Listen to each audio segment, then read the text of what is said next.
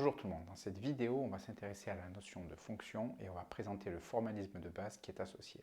C'est parti!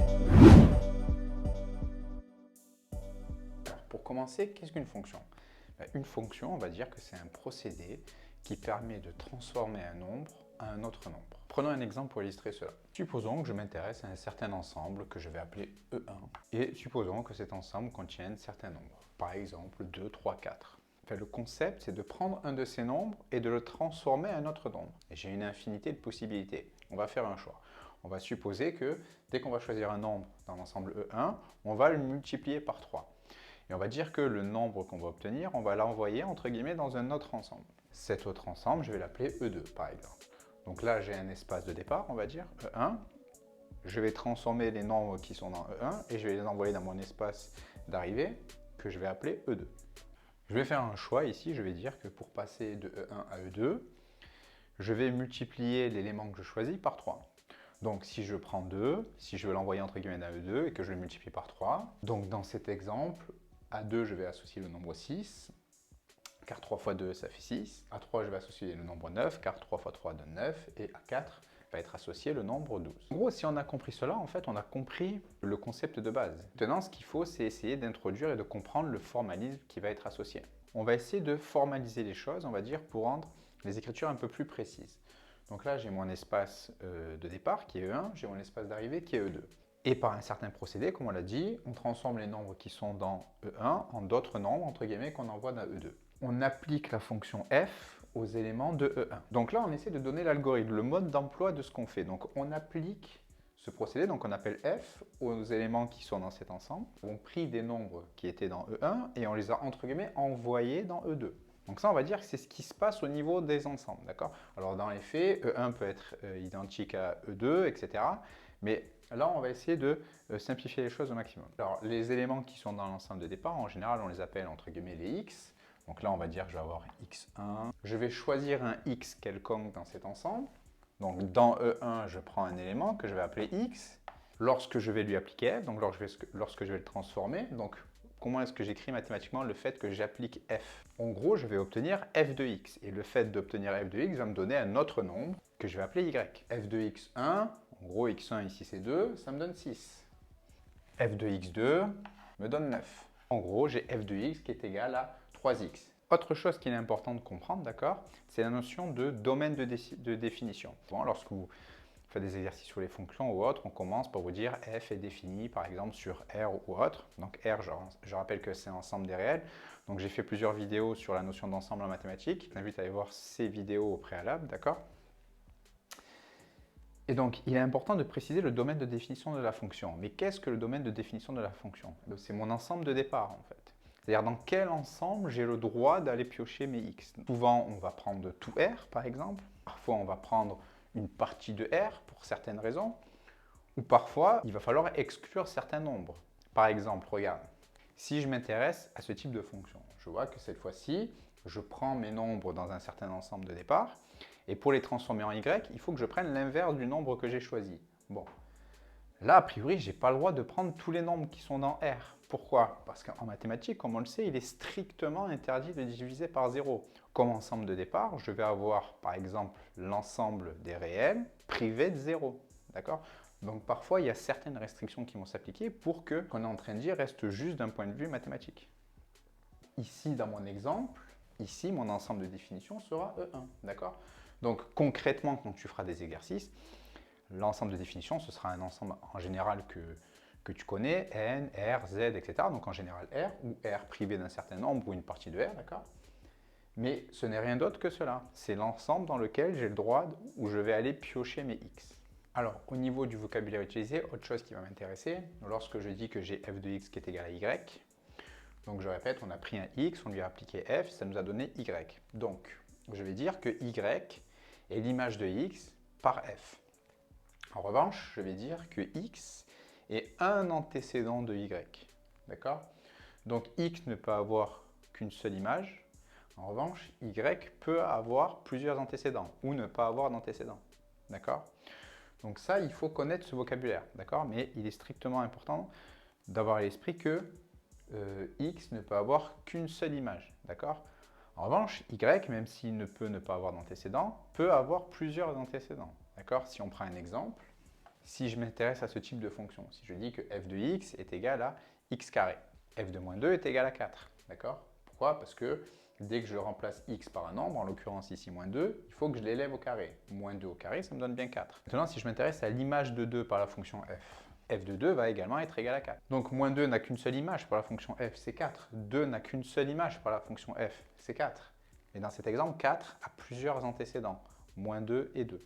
Alors, on va essayer de mettre en pratique tout ce qu'on vient d'introduire à travers un exemple, d'accord? Donc, supposons que je m'intéresse à cette fonction.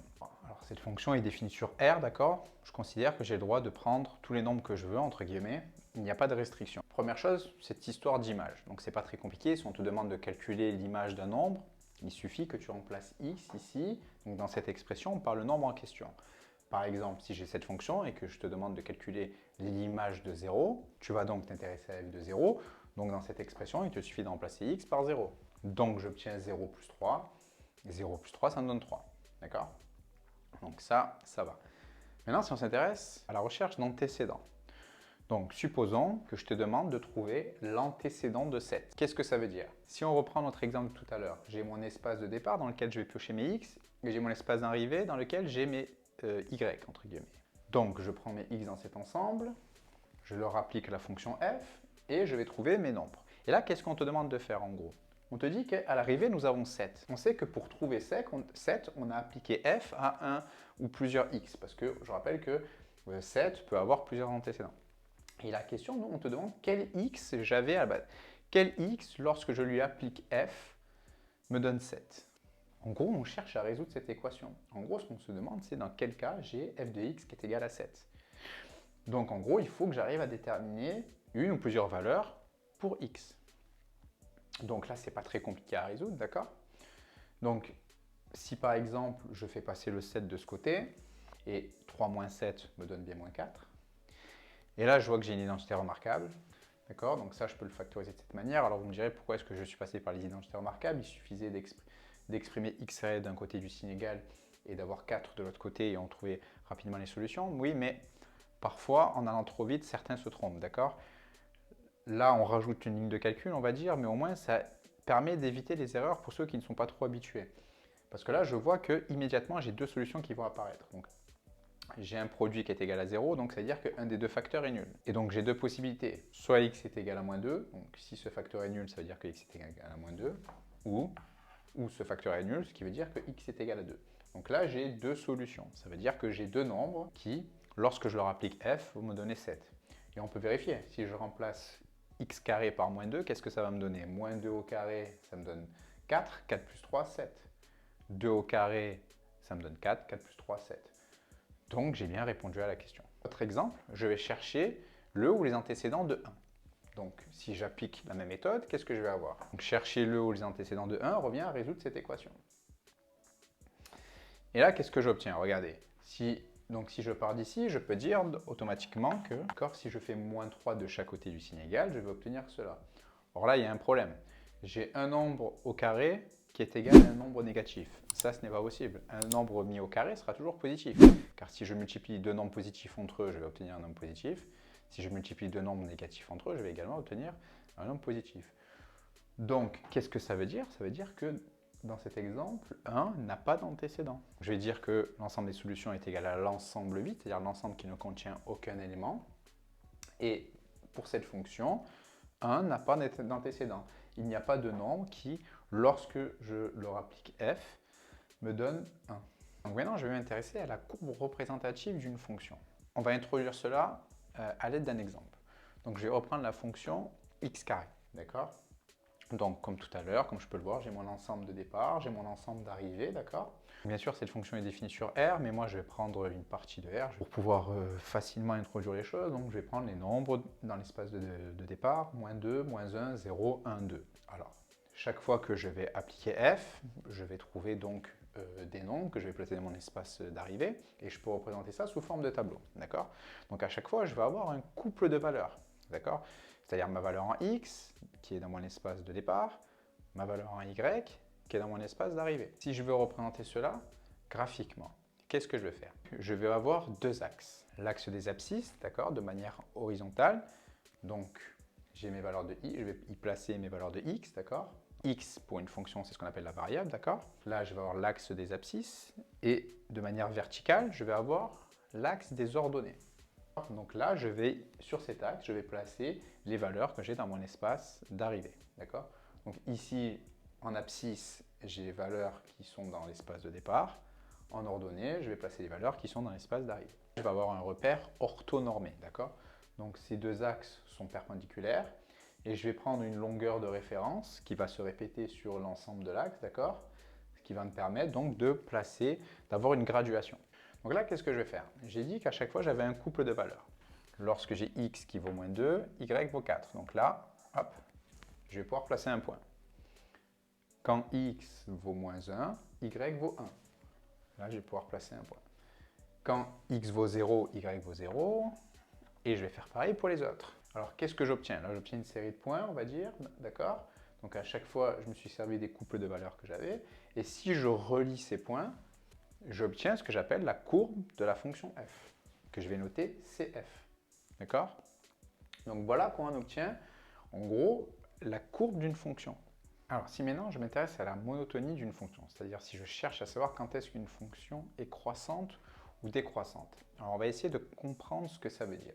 Alors, je vais m'intéresser à cette fonction, la même que tout à l'heure. Donc, si je prends la fonction f de x est égal à 3x. Supposons que je prenne deux valeurs sur l'axe des abscisses. Par exemple, 2 et 3. Je pense que tout le monde est d'accord pour dire que 2 est strictement inférieur à 3. Donc en gros, si je regarde un petit peu dans quel ordre sont placés mes x, 2 qui est entre guillemets avant 3. D'accord? Et maintenant, je vais m'intéresser aux f de x qui correspondent. Et je vais essayer de regarder s'ils sont entre guillemets rangés dans le même ordre ou non. Donc si je relie mes points, je vais avoir une droite qui va passer par l'origine, d'accord? Et je vais obtenir quelque chose qui ressemble à ça. Et qu'est-ce que je vais avoir en gros? Donc là, je vois que 2 est plus petit que 3. Des images de ces nombres. Donc f de 2 va être égal à 6, f de 3 va être égal à 9, d'accord? Car 3 fois 2 donne 6, 3 fois 3, 9. Et j'ai bien f de 2, qui est strictement inférieur à f de 3, d'accord? Donc, on va dire que f de 2 et f de 3 sont rangés dans le même ordre que 2 et 3. Donc, je vais pouvoir dire que ma fonction est strictement croissante. Et donc, si je veux, je peux représenter ça à l'aide d'un tableau, ce que je vais appeler le tableau de variation de la fonction. Alors, comment est-ce que ce tableau va se présenter?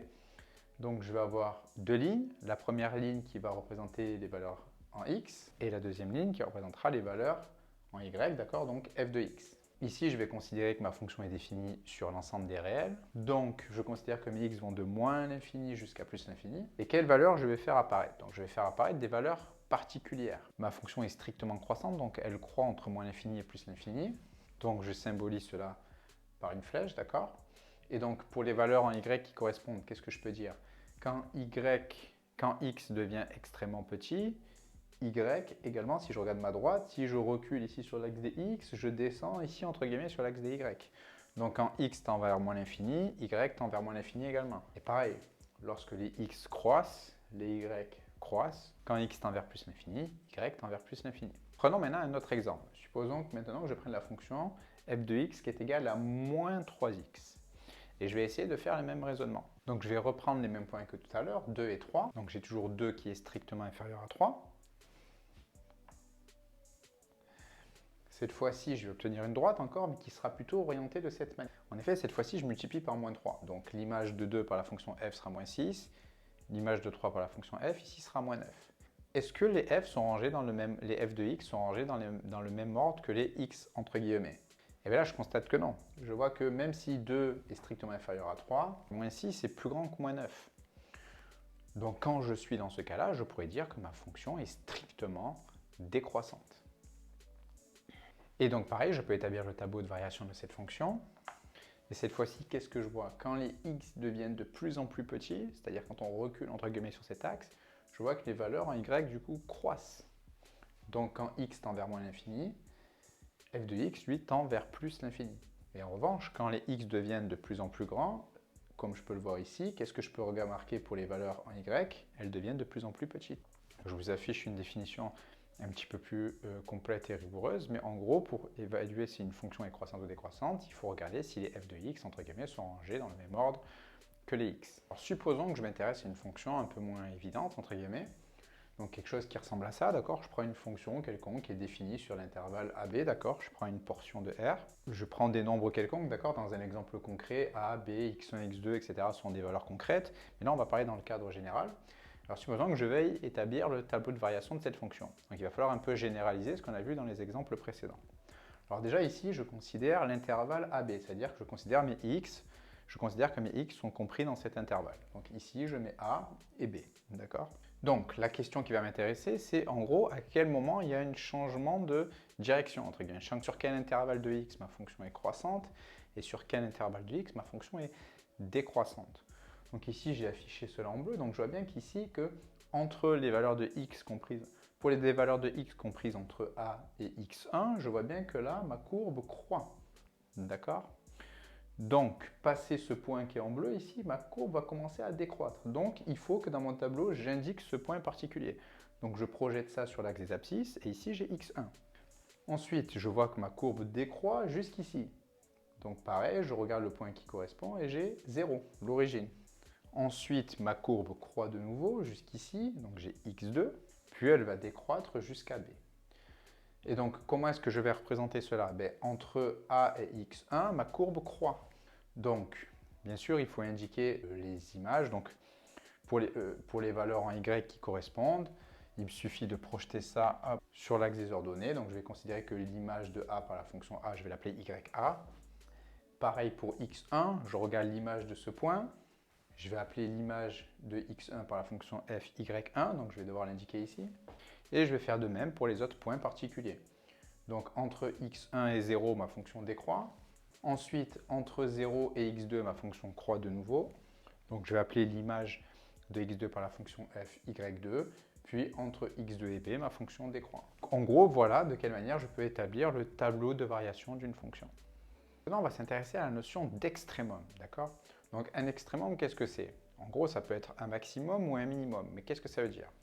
Donc si je prends cet exemple, et je vois bien que sur l'intervalle AB, donc là je me contente de travailler sur cet intervalle pour les x, peu importe le x que je vais prendre dans cet intervalle, peu importe le x, x1, x2, x3, celui que je veux, chaque fois que je vais évaluer l'image qui est associée par la fonction f, toutes les valeurs que je trouverai, c'est-à-dire tous les y que je vais trouver, quoi qu'il arrive, ces images seront inférieures à cette valeur qui est ici, c'est-à-dire à ce maximum. Cette valeur que je vais appeler grand M ici, que je vais dire sur l'axe des ordonnées.